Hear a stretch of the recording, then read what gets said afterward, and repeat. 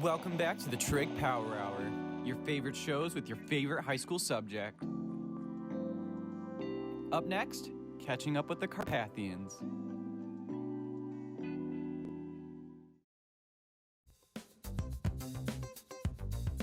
Hi, I'm Kaleidoscope Jenner, and this is my kebab, Jenner.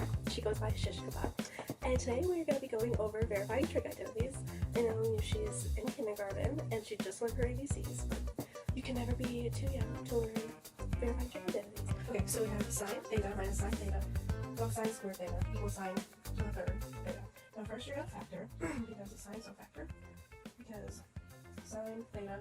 Okay, now you're going to factor sine theta out equals 1 minus cosine squared theta.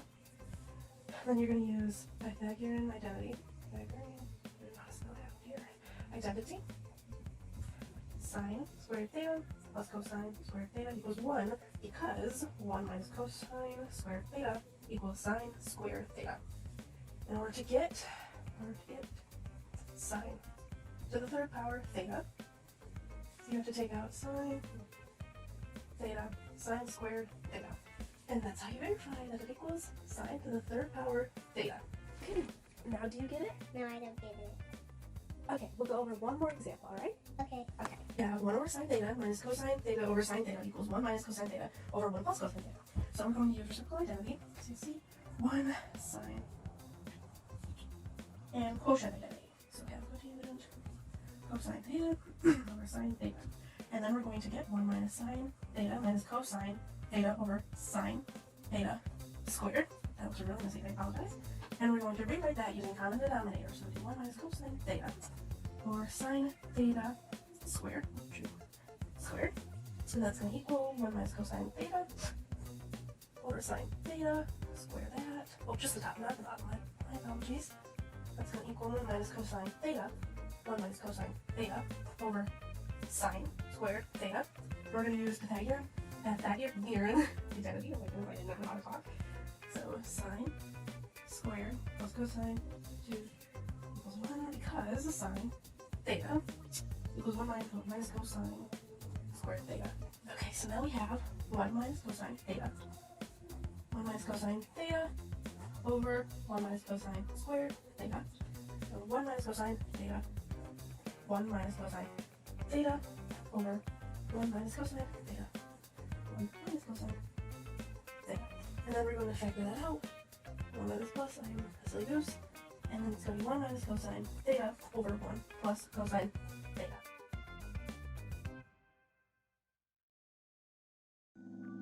Now it's time to kick it old school with the classic Pythagorean Boulevard. Coming up next.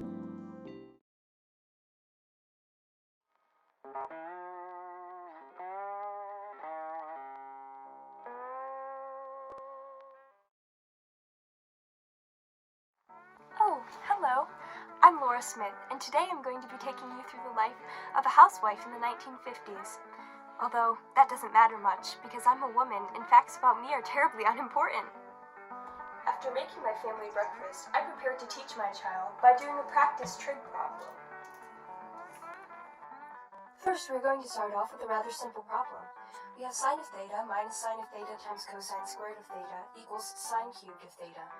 Because this is the more complicated side, we are going to navigate through this side first in order to find how it can be equivalent to sine cubed of theta. So first, I'm going to start by simply rewriting the more complicated side. The first step we are going to take is factoring out a common factor. Because there's sine of theta twice in here, we know that we can factor this out. We are left with sine of theta times 1 minus cosine squared of theta. Because of Pythagorean identities, we know that 1 minus cosine squared of theta is equivalent to sine squared of theta.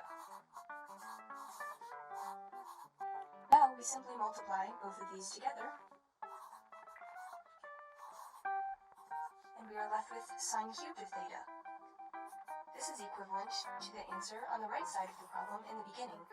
After cleaning my home and playing a round of billiards, I sit down at the table and teach my child a trig problem.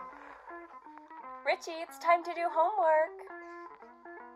I need help with trig. No problem, son. I can help you. This problem is slightly more difficult, but it is easy to navigate through when we understand the steps. Here we have cosecant to the fourth of theta minus cotangent to the fourth of theta equals 2 cotangent squared of theta plus 1. I've rewritten the left side as it seems slightly more challenging than the right. Because there's a 4 on both of these, we know that we can factor this problem out. So we are left with cosecant squared of theta minus cotangent squared of theta times cosecant squared of theta plus cotangent squared of theta. But before we go further, we know that we can make this problem more simple. We can change cotangent squared of theta to cosecant squared of theta minus 1. We know this because of Pythagorean identities. So we are left with cosecant squared of theta minus cosecant squared of theta minus 1 times cosecant squared of theta plus cosecant squared of theta minus 1. Now, all we must do is distribute the signs through the equations. So we are going to multiply this negative sign through the equation and do the same with the positive. So here, we have cosecant squared of theta minus cosecant squared of theta plus 1. And on the other side, we have cosecant squared of theta plus cosecant squared of theta minus 1. Now, all we must do is combine like terms. So we know that cosecant squared of theta minus cosecant squared of theta is 0, and we are left with a 1. And on this side, we have cosecant squared of theta plus cosecant squared of theta minus 1. We can combine these two to make it 2 cosecant squared of theta minus 1. Now, we just distribute the 1 through the problem, and we are left with 2 cosecant squared of theta minus 1. However, we know that cosecant squared of theta is equivalent to cotangent squared of theta plus 1. So we have rewritten that, and now we can multiply the 2 through the problem. And we're left with 2 cotangent squared of theta plus 2 minus 1. Now we simply subtract the 1, and we're left with 2 cotangent squared of theta plus 1. And from the beginning of the problem, we know that these answers are equivalent to one another, and therefore they are verified. Before I go to bed each night, I like to think of Pythagorean identities. They help to calm me so I can get a good night's sleep. Anyway, the events of the day have certainly been tiring. Good night.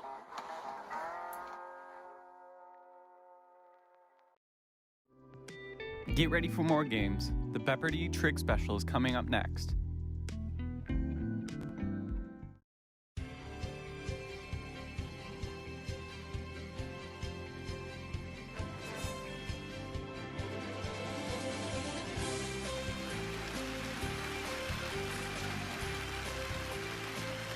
Thank you, ladies and gentlemen, and welcome aboard.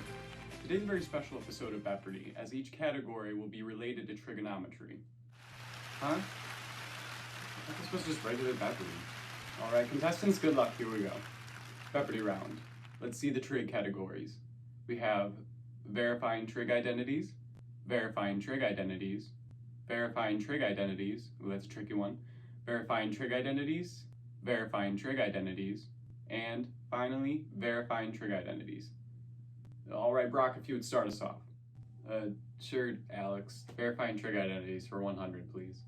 Cosine theta over 1 plus sine theta plus cosine theta over 1 minus sine theta equals 2 secant theta.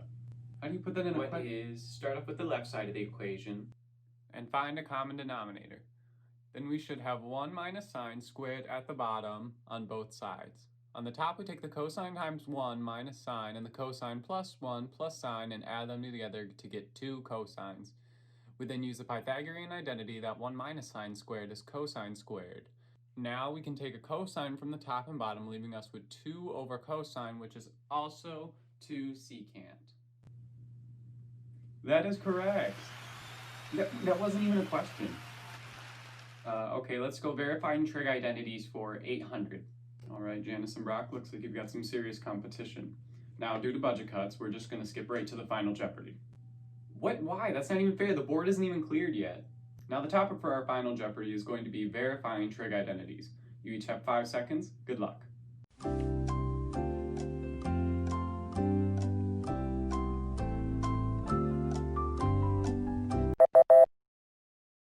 All right, let's see what everyone put.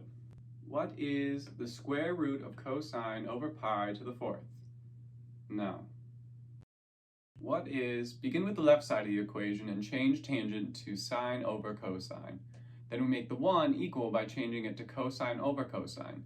Then we can put those two fractions together and move things around so we end up with the cosine plus sine on top and cosine times sine plus cosine on bottom. We can then cross out cosine and sine from the top and bottom, which leaves us with 1 over cosine, which is really just secant, therefore verifying this trig function. That is correct. Brock, what is this show? Nope, that's not correct. Well, that looks like it's all the time we have, folks. Thank you for joining us in the Trig Power Hour Special.